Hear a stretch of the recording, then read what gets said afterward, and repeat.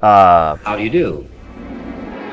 We're about to unfold the story of The Bride of Frankenstein. She's alive! Alive! A monster created from cadavers out of rifled graves. A tale that sent my blood into icy creeps. Would you like to hear what happened after that? Well, we've warned you. You've been warned. Welcome back to Frankenstein Minute, the podcast that dissects the one and the only Frankenstein series, universal Frankenstein series, from the 30s and 40s, minute by minute. Except no substitutes. I'm Bill Evenson. And I'm Joe Dante, and we are talking about... That doesn't make any sense. Why are you Joe Dante? I don't know. I'm feeling a little Joe Dante-esque. All right. Well, you're not going to get the credit you deserve. I guess not. Then in reality, I'm Tom Lang, and we were talking about minute 37 of the 1935 film Bride of Frankenstein. Seen it. Familiar with it. Yeah, seen it. Where the Next. Where the monster is about to enter. Oh dear! So it's something you need to address? No, I just need to address the fact that it made so much noise. Okay. Monster is about to enter the hermit's hut. Yep. He's looking through the window, hearing the music, and I like how he kind of almost looks off, like he's seeing the music in front of him a little bit. Yeah, I guess that was what you mentioned last minute, the way he looks, He's and enthralled. I wanted to. It's simply enthralling. It's simply enthralling, is it not? It is. And I just think he is the sweetest looking character in anything. He is. He's just a sweetie. Cutie. He's a cutie. He's a cutie. Yeah. He's a disgusting monster dressed in burnt tattered clothes, and he's wounded, bleeding all over the place, and you can clearly see it in this minute too. And he just looks like a sweetie with his poking his head in the window. I think the Karloff. Does that window have glass in it? I don't know. I mean, do you assume it does? You assume it does within in universe, or what's the word? You assume so, because the hermit would want to be protected from the elements. Yeah, true. But he's got glass. He's got strings. Honestly, he's hooked up. I'm just not going to let you speak. I'm just going to go home.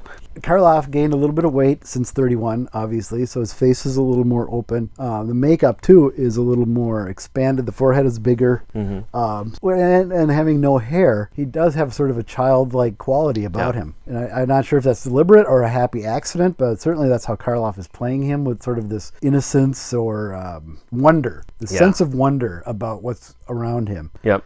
When he finds the pond, he's extremely in that same euphoric state until he sees his own reflection. That's true. Yeah, that's a good point. That's another moment that everything was fine for a second. So here he changes his mind completely from last minute. That's when he was hiding in the darkness. Last week, you'll recall, he did not want to be seen previously on Frankenstein Minute. Last week, there was no question he didn't want to have anything to do with this guy, and you expressed why, and with good reason. This week, but I think the music is sort of softening his resolve, and it looks very inviting in there. There's a fire. Not that he's a big fan of it, but it appears, other than the fire, it appears to be warm, and the guy is cooking some soup, which we'll find out. It's true. You think there's a smell thing? That's wafting through the air. We see smoke coming out of the chimney in the various wide shots of the cabin. Yeah. I think it's all very inviting and very friendly looking to him. Yes. There's no one shoving a gun at him or a pitchfork in his face. One of the things I put in my notes here was I didn't even think he looked this sort of sweet in ever before. You pointed out the pond,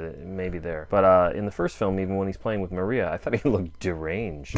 Like bringing that monster into the light in that film and filming outside by the pond. On a broad daylight. It was Malibu Lake. Bringing him to Malibu Lake didn't do him any favors. He doesn't look better. No, he still looks like he looks like death. He looks great. But she's not frightened of him. That's the key about that. That's true, too. That's the key about it. So in fiction, that's important. Yeah. When I watch it, I just think, ooh, God, I would go run screaming from that guy. This guy, I'd probably still run screaming from. But I'd be like, well, yeah, he looked like a nice monster.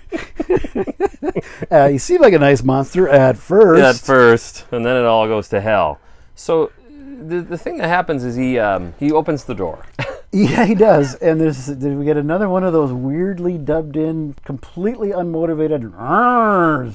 It's a disaster. I don't like it at I all. don't on either, any and I level. would wish they would. If they're going to make changes to this thing, like we talked about last week, Yeah, take that out. take that out. Because you look at his doesn't face. make- it doesn't make you sense. can see his face in the shot, and he's Yeah. not doing it. Well, that's true too. But also, And it makes no sense he's dramatically. far enough away that I think you could pull that off. I'm I just fine think with it makes no sense dramatically. It doesn't match the shot before it, Nope. and it doesn't match the shot after it. Before and Yeah. after, he's not that guy. Right. Unless the only thing you could say is charitably, you could say, this is all he can do. This is the only sound he's good at making. Well, He's trying to say hi. He does that. Well, that's true. Yeah, well, you got it. You got that down. Well, we do know he's got a long and storied history with doors, so maybe it's just the door that's not another one of these this fucking is things. one of his best experiences with a door. It is so far. We usually see him rip the door He off rips the it, or he hinges, tears yeah. it apart. Yeah, In the novelization by Carl Dreadstone from we were going to plug this 1977. thing. So if you go on Yeah, eBay, poor and Carl Dreadstone. The guy who wrote it is alive. I can't think of his Ramsey name. Campbell, I think it is, or Okay, something he's like still that. alive, Yeah. so good for you, Ramsey. Here's what he says in the novelization to cover that. I think it's interesting about the novelization. One of the things I kind of like about it is it does try to address some of my concerns when I watch the film about things that don't make sense. Granted, this is Bride of Frankenstein, so I don't care that much. Right. But you watch it 9,000 times. Yeah, certainly. Also, this isn't the same movie because it's titled The Bride of I don't know Frankenstein. what that is. In the novelization, the hut closed him out with the dark and the cold, while the man sat in comfort, ignoring him, indulging in his song. The fuse of the creature's rage burned hotter, more swiftly. He ground his teeth as he made for the door of the hut. So I think this is Dreadstone trying to He's say trying to reconcile. that growl. That's Yeah. the only thing that he could be talking about. Right. He's trying to reconcile that second and a half of. Yeah. Yeah. Because the guy who opens that door is smiling before and he's smiling and after. after. Afterward, he's even He's more not. like He's not go smiling ahead so and much. He's just sort of has this pitiful look. Yeah. Yeah. He's got his hands outstretched, which I talk about here in a moment. Good, because I didn't have anything on that, and that is something we've talked about in the past. The one thing I would say, I had this in my notes, is if he wants to set the terms of this experience right off the bat, given how much every other encounter he's ever had has turned out, you could see where he might be like, hey, look, here are the rules. Fuck you. This is how this is going to go down. None of this hello shit. So that's about all I could think. And there's a possibility you could argue that. I just think think more they- reasonably, yeah, you go ahead. Well, I just think in post-production it was like we need to punch up getting the hermit's attention since he is blind. Okay. But I think the door banging open loudly would be enough. That door doesn't have one of those little, it doesn't have those little springy things that you move with the... Oh, I didn't mean that, but yeah, it doesn't have one of those my either. dog. If it did, that would be perfect. That's all right. So this is what. Okay, now I got work to do. Look on all of our social media. You'll see the video. I'll make a video of that happening. Okay. That'll be much better. We were gonna fix this scene, and remember, it'll be perfect. My basset hound, when she was a puppy, discovering those things, it would go Yes. around and just whack it I've with her seen paw. I've seen a basset hound on TikTok or some I'm shit sure. doing that. Yeah, she was fascinated for a while with that, which was, So was I. it was cute, but at 3 a.m, it's not as adorable as.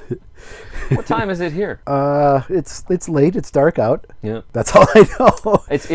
I'm assuming it's agree. around dinner time because he's got soup cooking on the stove. That's a good point. He's got bread and everything at the ready. Yep. So I would assume is gearing up for supper. Yep. Maybe he's already eaten, and this is sort of his little ritual after he eats. We don't he being the hermit. We don't see him eat. We don't see him eat. I like all of this. A little music after dinner. Yeah, just a little aperitif. We don't see him. Well, we'll get to that. We'll get there too. He's hooked up. It's kind of interesting to see this hut because we call it a hut. The Yeah. script calls it a hut. Yeah. We just always called it a hut. It is a hut. But it's amazing. He's got He's ample got- seating. He's got more than I do at my house. I think. I think so. If a game of I don't know, cribbage breaks out, Yeah, he's got enough he's seating. got- He's got a table here and a table there, and it all has that look of being something that he could have put together himself. You know what I mean? Well, and it's, we don't know how long he's been there, so over time you accumulate all this stuff. Mm-hmm. So it's just he's been here. You talking about me? You talking about me? Oh, you've been to my house too. You know. That's true. We're both accumulators of stuff. Yeah. Okay. So you know how long like you said last week, we don't know much about him and his backstory. I don't think we need to. I'm going to talk more about that. This is great because this is what I worried about, right? planning- I'm worried about how to spread things out over the weeks of this scene, and it's working out perfectly. Every week now, you just say something, and I'll go, I'll have more to say about that next week. I think it's I'm interesting. glad I could be here to feed that. Yeah, I'm your Bud Abbott too. Yeah, Lucas you're Stella. Abbott this time. So in the So script, do I get to slap you?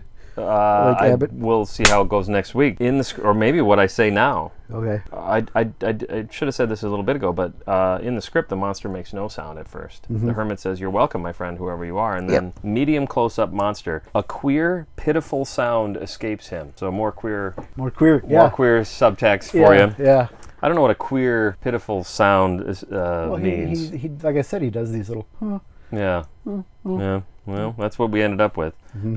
He also makes no sound in the novelization. Okay. The hermit's response. I think the hermit's response turns him around completely. I think that's one way of looking at that too. That is the response he gets. He's like, hey. He's almost baffled by it. The monster? He's completely docile. He's not going to rampage through this. It's the first person since Maria that hasn't completely flipped out upon meeting him. Well, so I'm tempted. I got to argue. I don't think Henry did at first, but that didn't even go well, so it really doesn't matter. Since Maria, though. Maria. That was pre-Maria. That was pre-Maria. So you got your pre-Maria. Your post-Maria. This is more of a Ave Maria. Yes, it is. Zone. Yeah. And we'll talk about Maria again in a few weeks. Will we? Yeah. Oh, good. And the hermit is instantly accepting of whoever just slammed his front door open. Yeah, slammed his front door and roared at him. He is the sweetest I've seen him described as saintly. Sure. And I agree. He's just a wonderful guy. He's not judgmental. Yeah, that's for sure. Unlike just about everybody else. Yep. Yeah, these two are the most sympathetic characters in the entire film, maybe in the entire series. I don't know. I still, Peter. Remember Peter? Yeah, he's really good. He's a great character. Very well developed, and the subtle Wilbur. shape. Do you like Wilbur? Yeah, Wilbur's great. Okay, Wilbur, the hermit, and the monster are the three. And I'll throw in Peter to round it out. All right. Actually, it's funny that Peter is so not sympathetic. Actually. Yeah, I know. There's a moment in there where you wish fucking guy it would end differently than it did, but in the book. I told you. I told you some of the stuff that we're talking about in these weeks in this scene remind me of a book I've been reading called Frankenstein by Mary Shelley, or the modern Prometheus, or that one. Yeah. And there's a different scene than the one I talked about last week, which is it goes on for a long time. It does. Basically, it's almost the heart of the book, really, in some ways. It's how he goes from being, in the novel, from being this inarticulate, lost soul to finding his soul, finding his voice, learning English or whatever language they speak in the... I'll get there. We'll cover that maybe next week. He learns actually several languages, doesn't he? Yeah. And he does this because he basically moves into some sort of building that's attached to a cottage that has a family that lives in it, and they just never realize he's there. It's like a shed or whatever. Shed for storing firewood or something that they just don't use. And that's is what I something like recall. That, yeah. So he learns the language just from watching this family, and then the family goes out of town and they leave the dad there. He's there by himself. And here's the excerpt from the book that I think is interesting, because he says, it's again from the monster's perspective. All of this will be, because that's all the book is. Like half the book is a guy talking about what happened before. It could no, the entire book is, because it starts off with the captain. Well, that's right. The sea captain, Captain Walton, telling his story. Then they find Victor floating on the ice. He tells his story, which includes the monsters telling his story. Then we go back to Victor telling his story, and then we end with Walton. So it's flashback within a flashback within a flashback. I feel like I know this Mary Shelley person. She is super smart. Yeah. To the point of like being a little bit irritating. Too smart? Yeah. Too smart for her own good. Certainly don't want to trash Mary Shelley on the Frankenstein Minute podcast. That is absolutely not what we're here to do. Fucking but you read this book, and she is just a genius, and in her mind, the best way to tell this story is to use that construct you're talking about.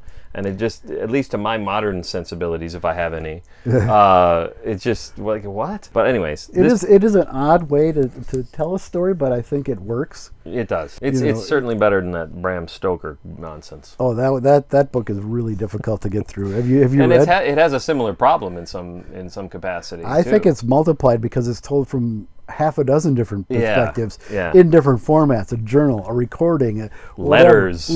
Yeah, it's just, well, there are letters in this. Well, there are, but it's not like entire chapters are letters. Yeah, is that just what books were then? Well, when is Stoker's? Stoker's was like late 1800s, 1890s, okay. 95, something like that. So by that point, you're talking about somebody who already was familiar with something like, say, Mary Shelley's Frankenstein. I would assume so. When you say 1800s, it makes me think that's one thing. Like maybe they knew each other. They hung out at the pub. Yeah, Mary Shelley notes. And Bram Stoker. Not to mention what's his name, who wrote the original story. Oh, we can say Robert Florey. Robert Louis Stevenson too. Yeah, everybody. Paula Dory? What's the name of that guy who wrote the Bible? Jesus Jesus wrote that. Copyright Jesus. 30. Jesus. The Bible. Christ, Jesus H. Oh, boy. Yep. Oh, shit. Hey, this is Bride of Frankenstein. That's something we should talk about. All right, here's from the book. Mary Shelley. Mary Shelley says... I knocked. Mrs. Percy B. Mrs. Percy, yeah. Mrs. Just ending with Mrs. sounds Python-esque to me. It does, yeah. All right. I knocked. Who is there? Said the old man. Come in. I entered. Pardon this intrusion, said I. I am a traveler in want of a little rest. You would greatly oblige me if you would allow me to remain a few moments before the fire. I just wanted to say that because I think it's a great contrast to boom! Because he gets the exact same response. He does. Who's there? Yeah. Come in. Come on in. Now, people show up to my house. Yeah. Kick the door in and roar at me. They're more than welcome to have a bowl of soup. God. Lay in my bed. I'm just thinking about how that's going to go when I do that at your house.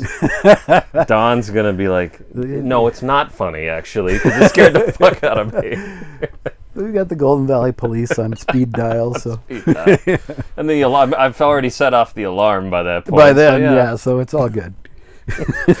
Yeah, and that's what I got. Now, it is an interesting contrast. I mean, certainly the character is radically different in the novel than in these films, and will become even more different as the films progress, which I think is unfortunate. I think it would have been far more interesting had it gone the other way. And Dave Barsky will know, I just got the script for the script book for Son of Frankenstein. And so did he, actually. Yeah. And it's just a crime that I never had this thing before. I feel left out because I bought mine 20-some in, years ago. Would it be 20-some? 28 years ago? When something did it come like that. It was the third in the series. Right. So I know the first two came out like right next to each other. Okay. And then it was a little... And then you said I called the place and said, I want you to send them all to me. After I found the first two, and I found them at Dreamhaven, which we've talked about. Yeah. Here's my credit card. Yeah, I you hold on to this for the next 5 years. Got a hold of Magic Image's phone number from somewhere, New Jersey phone book or something. Right. I went to the library, and Philip Riley answered. Yeah, I called him up. But yeah, I just said, how many more of these you doing? And like, well, we have all these titles that we're working on. Like, tell you what, yeah, every time one comes out, just send it. And they did for years. It was great until they stopped doing them. Yeah, I should have been on that program because now I'm... Okay, so the other thing is... I sent you the picture of my stack. Yep. And there's an obvious one missing. And listeners might notice, I spent the first year of the podcast, year and a half, listening to you talk about what's in the script. I don't have Frankenstein, so I found one for $100. Oh, yeah? Probably worth about $100. I don't know. No rush. We already covered that one. Yeah, we're done. You don't need it. Listeners should know I now have the rest, though. I got the rest of the series. I've got... Well, but then you can also get those... I don't have Return of Frankenstein. Those, like the Flory one, and I don't know... Or Wolfman versus Dracula. Yeah. You laugh. It's bad, huh? That's the one I think you and Dino or somebody were talking about how bad it was? Dino and I and Barsky and I had discussed a little bit how some of these we're not sure if they're legit or not. Right. There was some stuff on the Classic Horror Film Board about that as well. That's right. A few years back when they first started coming out. Riley's, are these legit? It's not photocopied. No, they're pages they're anymore. It's- retyped, yeah. And like, well, okay, I'd really, as bad as the original copies might be, I'd prefer that because then I know at least it's legit, Yeah. not made up. Right. So I don't know. Some of them, like the Invisible Man ones, they seem legit. Okay. You mean the Karloff's Invisible Man? Well, there's that, and then there's also a Magic Image Invisible Man. Yeah, you had to which bring came that out one up because much I'm later. there's so few that I really feel like I need, and that's one of them. Well, that was the thing is, as they were coming out, did I really need This Island Earth? I saw that on because you sent a picture of your shelf. Yeah. I saw that. I'm like, nope, I don't need it. Thing is, though, when Russell Johnson, he wrote his autobiography and was, doing the usual book tour, and you bought it and had him sign it, I brought that with me. Oh, that's cool. He was fascinated by it. Really? Stopped the line dead and paged through it and talked a little bit. I wish I could have recorded it at the time. So here's the thing. I wish I would have recorded it at the time because I would have tried to get a picture of the whole line because I assume there's a guy dressed as the skipper, right? Yeah. And next to him is a guy dressed as Gilligan. Yeah. This And guy then dressed there's as Vito Scotti as the Japanese sailor. I was going to say a sexy lady dressed as Ginger. Ginger. No, was it that kind of event? I got to think it was No, not really. Gilligan's Island What was Nest. Gilligan's? Yeah, because they had a little set thing built. Oh, did he have coconuts and stuff? Yeah, but we had Ben was a baby. He was maybe 1 year old, and he had some of those little wafer cookies. That he's and I was holding him as I was talking to Russell Johnson about This Island Earth. Ben held out the cookie to Russell Johnson. Russell Johnson took a bite, and cameras went out. You'd have thought it was the... we were on the red carpet for the Academy Awards. So this was... It was in the newspaper. It was on TV. Really? Yeah. That cookie? That bite of the cookie. Heard around the And world. when you say cameras went off everywhere, young people won't know this, but it was like the 20s at that point. You actually had flash bulbs. Yeah. Mm-hmm. Or people had their portable little flash Kodak camera. that you whatever. throw, But yeah, like a disposable camera. You could hear the clicks all over. Yep. Nice. Yeah, it was like in a movie. Nice. Somewhere in a file, I have the How the newspaper. hell did we get there? Books. Books, just books. We were Magic just talking about books? Image, and it ended up with This Island Earth, which ended up. Yeah, well, but how did we get to Magic Image? You were talking about the script books for some reason. Yeah, it doesn't make any sense, does it? If you know, because if we you were know, talking please about- tell us because We were talking about we did. we're If you lost. can rewind. we completely lost. No, but I think we were talking. You were. I know what it was. You had said you thought it was unfortunate that the character in the Universal series didn't progress in the way or develop, and that's where I brought up the Son of Frankenstein script, which is not really even relevant. But he does talk in that. He does. It's. I think for that character and that character alone, it's more interesting. Mm-hmm. The rest of it, not so much. But I just flipped to a random page, and we'll talk about this when we get to Son, because we don't have anything else to talk about. Yeah. Yeah. What's his name? It's Neumüller in the script, but it's Krog in the movie. Yeah. Kind of. Comes to his house and he's like, hey, buddy. They know each other. They know each other. Like, because Wolf grew up there. Yeah. And by that point, I assume when they sit down to make this movie, I guess, maybe they don't know. Do they know it's Rathbone? Either way, Neumüller is not Lugosi. initially. So I'm picturing Basil Rathbone talking to Bela Bela Lugosi, Lugosi, in that scene. Crazy. Yeah. Anyway, we'll get there. We'll get there. It is an interesting read. Yeah, Barsky said he got his for $45. I spent like 52 with shipping. His son of Frankenstein. Okay, yeah. Yep. I got mine for 20. So Got them all for 20, didn't you? you did. I got a lot for 20. I got Bride for 20, and that's still probably the best one, right? Yeah, I think so. Actually, their Dracula one is really good. I have that too. Yeah, that one's really good. The script reads way better than the fucking film turned out. That's for sure. Maybe I should read that someday. And then then again, And that one's got extensive notes because it's really thick. it's and really got a lot of thick. pictures Yeah, and it's got a stuff. lot of stuff. Maybe didn't need all that really. Yeah, I don't know. Then Riley did the Lon Chaney's Dracula, which again the veracity of it, I don't know, but it reads better too than the film. I would guess They did do the taking horror. the subtitles off the disc and putting them in a text file would read better than the film. Yeah, most likely. Yeah. He also did the horror of Dracula. Come. He did horror of Dracula, which is pretty good too. Okay. I didn't. It's got a nice production history of it, and Okay. of course it was just called Dracula in the UK. Yeah. Which For our I- UK listeners, we have a fair number of UK. Yeah, we do. listeners. No, it's was for me looking at it's that the the best other day. Dracula movie. I'm Horror just of trying Dracula. trying to think of what the competition is. There's not much. I don't know. Bela Lugosi's movie, I guess. No, No. just no. Someone could tell me why it's such an iconic performance, other than it was first. Have you ever seen a little film called Son of Dracula? That's pretty good too. Oh, that's yeah. In some ways, it's a better film. I know, we're getting way off. Sorry, Is Jeff, it the it's lighting? really I don't know. I annoying. can't imagine. No, it's better shot. Yeah, Okay. the script is better. Cheney's not better. So I babbled my way through all my Yeah, notes, and you I still got cards. No, You got I more was about pretty O.P. much- Heggie? No, other than the hat is back. Well, there's a hat. Hat is back. I saw the hat. Hat hanging on a hook by the door. That's right, another hat. It's got to It's, be that it's the same same hat. hat that keeps floating from film to film. Maybe the hat is meant to represent dread. Did you ever see a Drugstore Cowboy? Yeah. He left a hat on the bed? Yeah. It's like that. It's just a curse. I've And the heard that reason as a why you saying, don't- too. You've heard of that like actual like saying a, from like that a film? homily or whatever that's called. Yeah. That someone left a hat on the Well, bed. and it's then bad luck. Yeah, It's bad it's luck. a bad omen. You could say that the hat is a bad omen because all kinds of bad shit just keeps happening in these movies. Every time there's a hat, Every time something there's a hat. So I predict this will not end well. Right now, it looks perfect. What does look what idyllic. could possibly go wrong? I mean, I'm going to just guess that, here we are, minute 37, that the next 37 or so minutes, whatever's left, is just really just mainly philosophical conversations between the hermit And the monster. They're just sitting around And having they're a just- chat. the monster's probably doing some labor. He'd be good at labor. He'd be good at collecting firewood and maybe restringing the violin. Maybe not so much restringing the violin. Well, there are stills of him. Maybe not stoking the fire. There are stills of him sawing wood. So in from this film, in this part, I don't know. It's never identified, but there's shots of Karloff. He's got a boot on the thing and sawing through a log. This was a gag photo or something, but I like it. No, I think that's think it was that's part of probably of this. It's probably we'll find that's in the Carl Dreadstone novelization. yeah, which has now become official canon. This is now the Carl Dreadstone novelization. I'm just going to throw this Yeah, magic that's image garbage. book away. Hey, take it easy. You got a nice copy.